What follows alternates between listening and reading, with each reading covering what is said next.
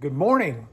Last night, all around the world, many Jewish families were celebrating, albeit perhaps in quarantine and isolation, the beginning of Passover.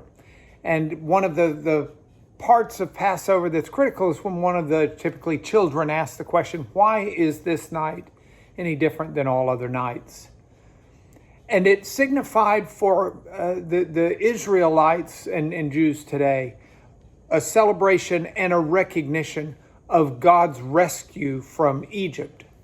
And as God pulled the people out of Egypt and the bondage of Pharaoh, he took them through the wilderness, and one of the stops was at Mount Sinai, where God gave his law. In God's law, which included what we call the 10 Commandments, God gave those commandments with the third commandment being one that we typically translate as, thou shalt not take the name of the Lord thy God in vain. Growing up, I thought that meant don't say God lightly. When you're talking conversationally, don't invoke God just as dialogue without giving it much thought. And I do think that that's somewhat present in the commandment. But the commandment actually goes so much deeper than that.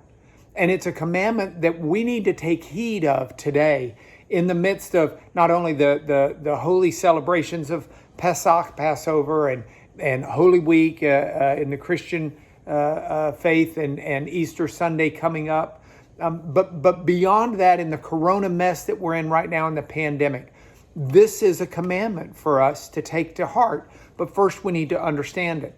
Yesterday, in my morning devotional, I spoke about God telling Moses that his name was I Am.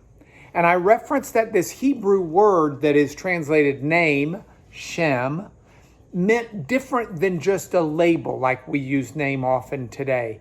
It meant someone's reputation. It meant their character. It was what they had done and who they were. In fact, if your name did not fit your character, they would change your name.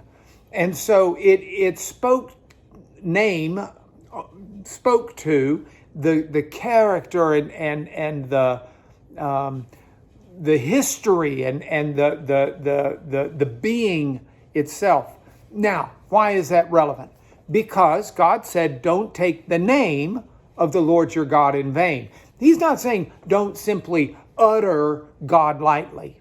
He's saying do not ever, fundamental, one of the 10 Commandments, do not ever take lightly who God is and what God does.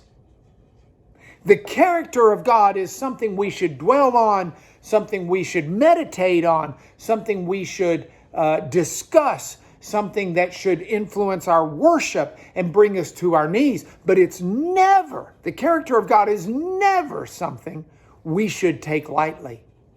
So here we are in the midst of a pandemic. Here we are in the midst of Holy Week in multiple faiths. And it's a wonderful time for us to reflect on the character of God. What has God done? What has he done in the Exodus for Egypt and for Israel when he rescued them out of Egypt? What has he done within the Christian understanding of paying the price for the sins of humanity through the sacrificial death of Jesus? What has God done? Let's not take that lightly. Let's not fear that he's forgotten us, that he's overlooking us, that he doesn't care about what hurts us, that he doesn't care about what concerns us. God is focused on humanity. God loves humanity.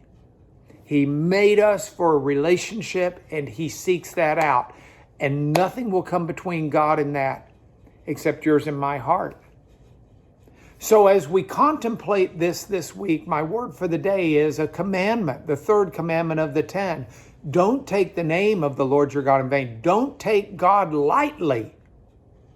Let's take him with reverence and awe, praise and honor and gratitude in our hearts. It's your thought for the day.